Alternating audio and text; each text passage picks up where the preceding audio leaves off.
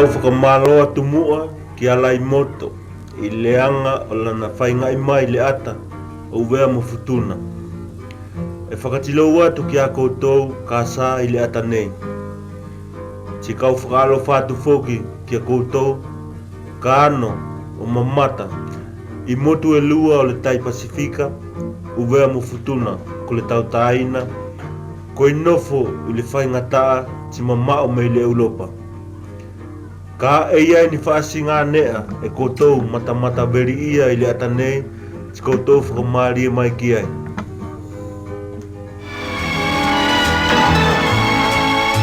C'est Malino Nao, originaire de l'île Futuna, qui vous adresse le mot de bienvenue.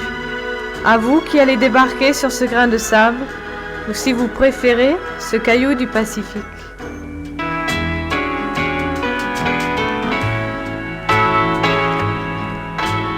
Situé au nord des îles Fidji, un peu en dessous du 14e degré de latitude sud, perdu entre les îles Samoa et les Nouvelles Hébrides, ou si vous préférez encore, 2000 km de la Nouvelle-Calédonie et à 3000 km de Tahiti, l'île Futuna fait partie des parenthèses de notre planète.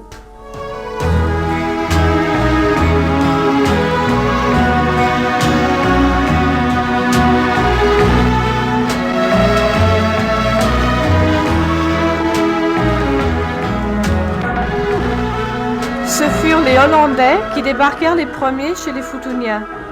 C'était en 1616, avant le règne de Louis XIV. Ils avaient baptisé ces deux îles du nom de Horn, qui était celui de leur ville natale. Mais ce nom n'a jamais existé que dans les manuels de géographie, les Futuniens ayant continué de l'appeler Futuna. Ce n'est que plus de 200 ans plus tard, en 1837, que deux missionnaires de la région lyonnaise vinrent habiter sur ces îles polynésiennes.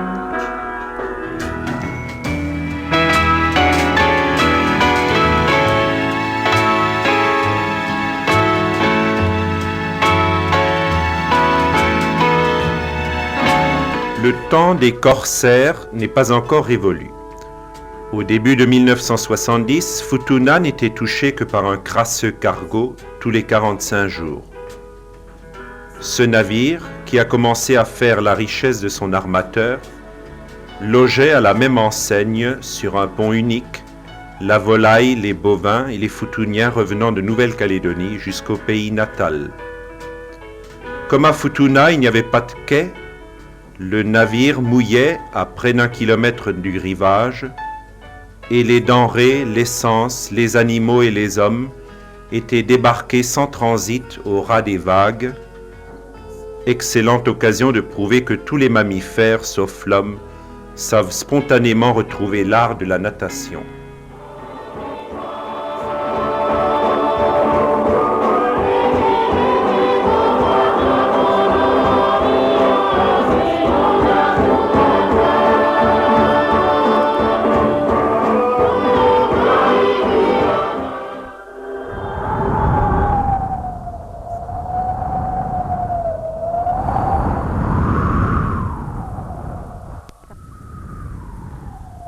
Ces îles que l'on imagine constamment inondées de soleil ne sont certes pas épargnées par la violence des cyclones souvent dévastateurs. Ainsi, celui de Futuna en 1965, ceux de Nouvelle-Calédonie en 1969 et 1972, ou encore celui de 1972 aux Nouvelles Hébrides.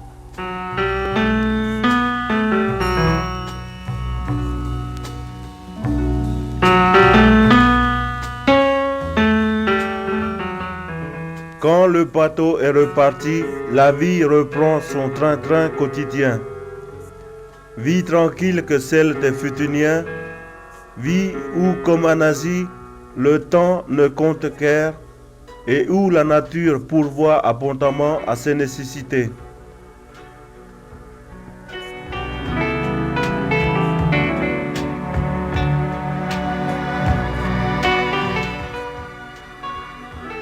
Le nouveau débarqué découvre là une île vierge au sens étymologique du mot, une île où la main dévastatrice de l'homme moderne n'a guère apporté de modifications depuis le peuplement.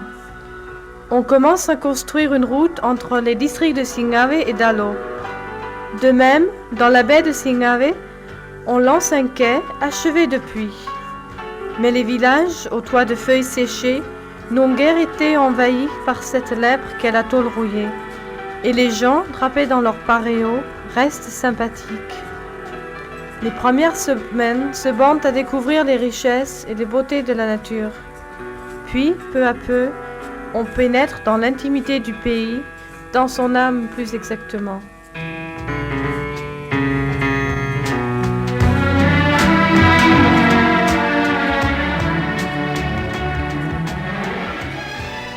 L'un des problèmes de l'île, c'était l'absence de route entre les deux districts. Pour aller de Singave à Alo, on pouvait passer soit par les récifs frangins à marée basse, soit emprunter ces petits sentiers par la montagne.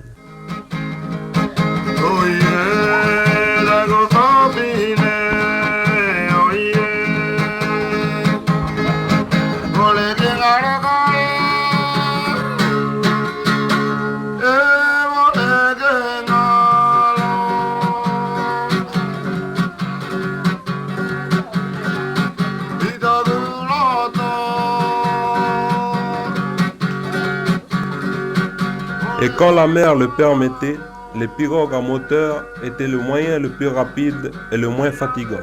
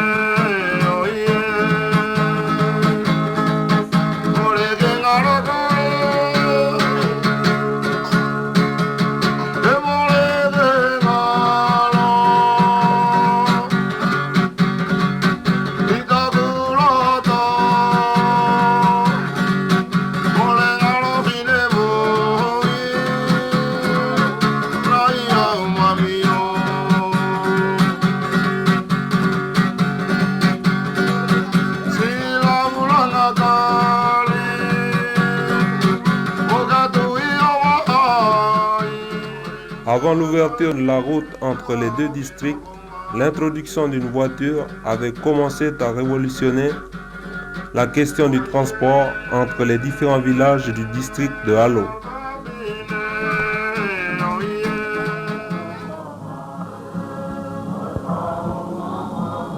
La population futunienne a aussi ses problèmes, ses conflits internes comme toute société.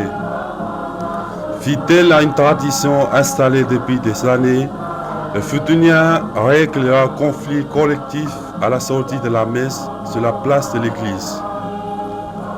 Tout conflit de ce genre est toujours une bataille rangée à main nue qui a des résultats impressionnants par la gravité des blessures et par le nombre de blessés pour un néophyte de la société futunienne. Mais il faudra calmer les esprits. Traditionnellement, les Futuniens, par l'intermédiaire de leurs chefs coutumiers et leurs notables, font un arrangement entre eux à l'amiable. Aujourd'hui, il y a les problèmes de l'administration française qui a son mot à dire. Va-t-elle intervenir et emprisonner les belligérants qui sont des sujets français soumis à la loi française, ou laisser les Futuniens se débrouiller selon leurs coutumes? On se rend compte que malgré un calme apparent et sa végétation verdoyante, Futuna a ses problèmes à l'échelle de sa taille.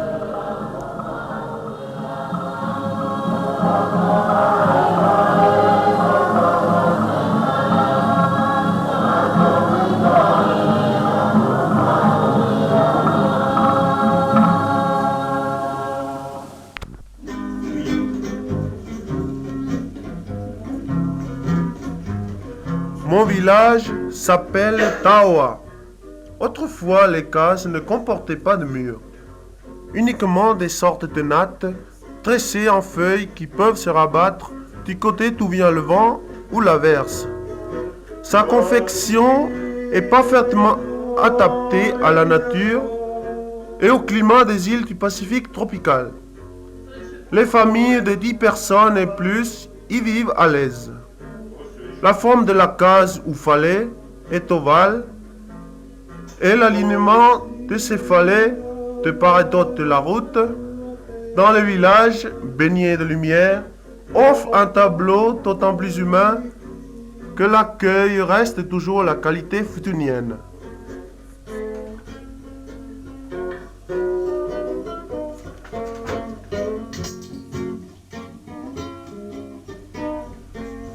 Quittons les villages d'Alo et revenons jusqu'à la baie de Singave, là où débarquèrent il y a 3 siècles les Hollandais et où se sont construites depuis la poste et un petit hôpital.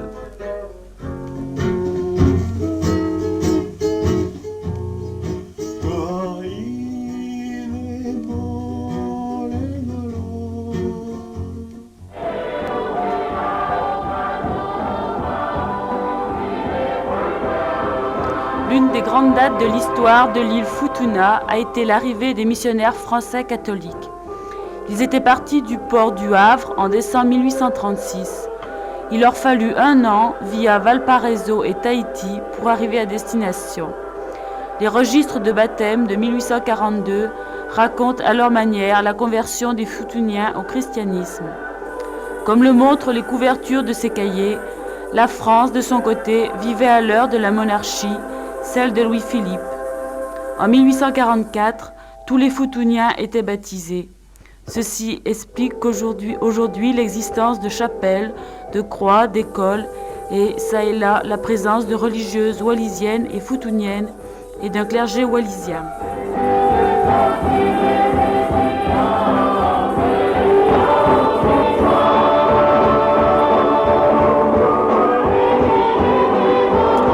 Mais le premier missionnaire, le père Pierre Chanel, rencontra une opposition catégorique. Lui qui écrivait que, vu de la mer, Futuna semble en sortir comme un bouquet de fleurs et de verdure, devait y succomber en moins de 4 ans sous le coup d'une herminette. Assassiné le matin du 28 avril 1841, le premier saint officiel du Pacifique a laissé sur les lieux de sa liquidation, dans une cocotteraie à quelques mètres des rouleaux de l'océan et de la respiration du ressac sur les galets de corail, un silence sans boutique. Chaque année, le 28 avril, les Futuniens se rendent en pèlerinage à Poy, lieu où fut martyrisé le père Chanel. Telle est la destinée de cette île qui, par un hasard de l'histoire, devint catholique et française.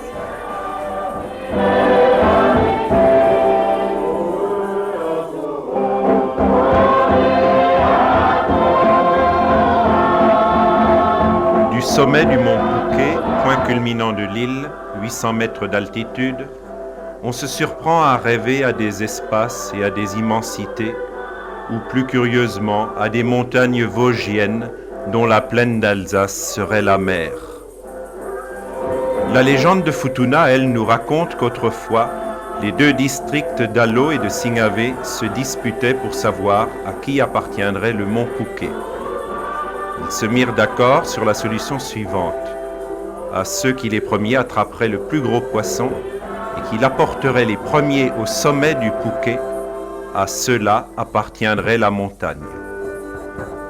L'histoire dit que grâce à une tortue et à une ruse, ceux d'Alo furent au sommet, alors que ceux de Singave hissaient à grand-peine une baleine dans la vallée.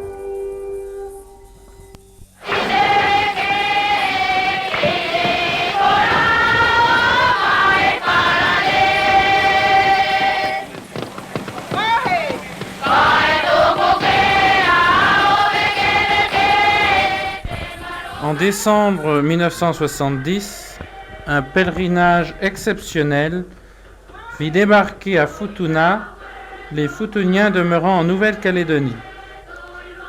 Quelques jours avant l'arrivée du bateau, Chacun s'affairait à préparer un accueil digne de l'hospitalité polynésienne. Les statues firent peau neuve, des abris furent édifiés pour la circonstance, les cases repeintes à la chaux, les broussailles enlevées, et les villages au grand complet se faisaient un point d'honneur de répéter des danses de bienvenue.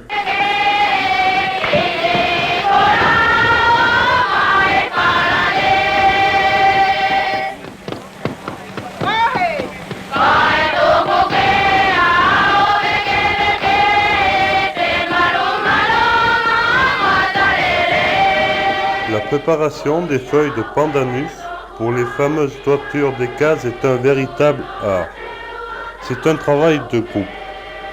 Un piquet est planté en terre, devant lequel s'assied un homme à la façon des tailleurs. Il prend une à une les feuilles qui sont apportées près de lui et les assouplit par frottement autour d'un bâton. Une fois assouplies, les feuilles sont cousues sur des nervures de palmes de cocotier. Ces rangées de feuilles, véritables tuiles locales, sont enfin mises en place et attachées sur les chevrons de la charpente ovale.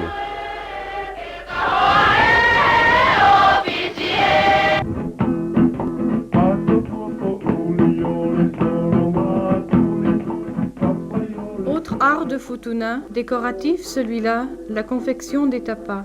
Le tapa est connu dans tout le Pacifique comme élément vestimentaire, décoratif, ou comme sorte de couverture, suivant la coloration qu'on lui apporte. De nos jours, comme autrefois, le tapa représente une grande valeur. Sa fabrication à partir d'un arbuste, le mûrier à papier, est réservée aux femmes. Celles-ci en enlèvent l'écorce par lambeaux. Ces lambeaux, martelés et collés ensemble, définissent la surface à décorer. La couleur est obtenue à partir d'un fruit qu'on appelle le tui-tui. Le reste est affaire d'art, de technique et de virtuosité, suivant une tradition qui a fait ses preuves.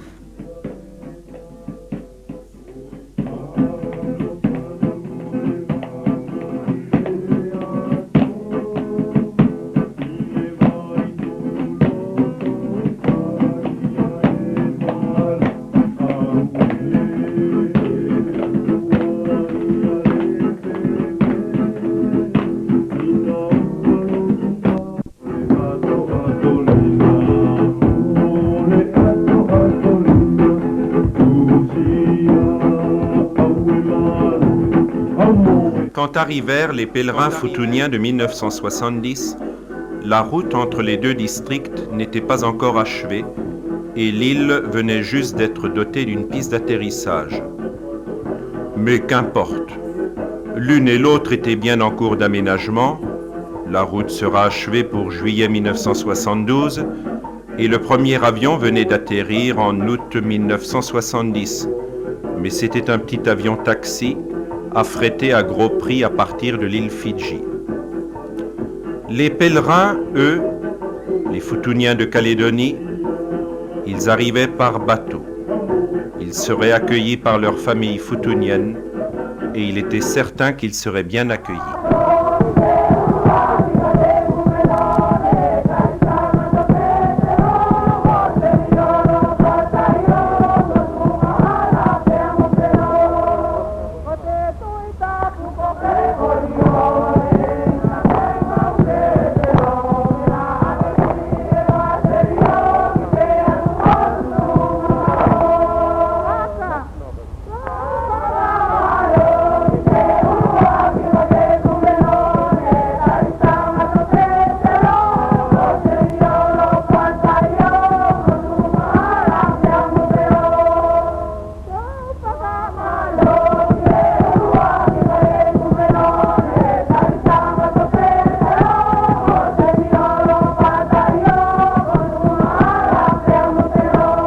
Enfin, le jour J arrive, et le jour du bateau, comme on sait, est toujours un événement.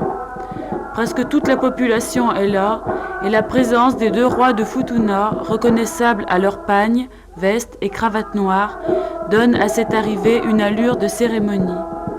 Ceux qui arrivent provoquent l'admiration des autres parce qu'ils sont habillés à l'européenne. La tradition veut qu'on apporte aux membres de sa famille des objets de Calédonie. Souliers, radio, guitare, magnétophone, bref, des souvenirs utiles.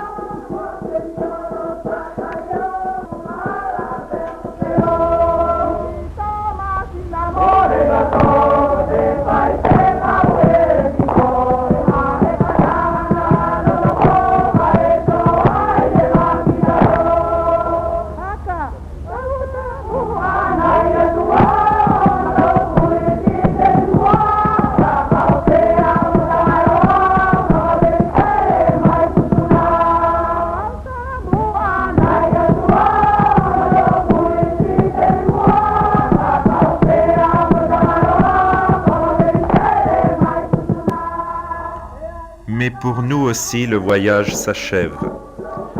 Nous laissons les pèlerins. Nous quittons Futuna au moment où elle entre en fête.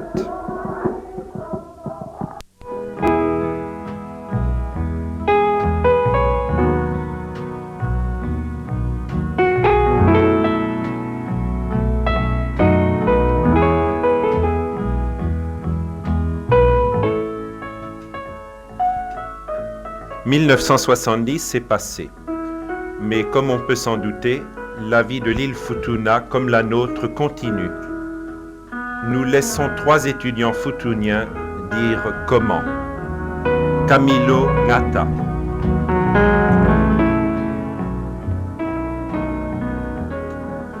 Imaginez que les photographes se trouvaient à Futuna 10 ans auparavant. Qu'aurait-il pu filmer?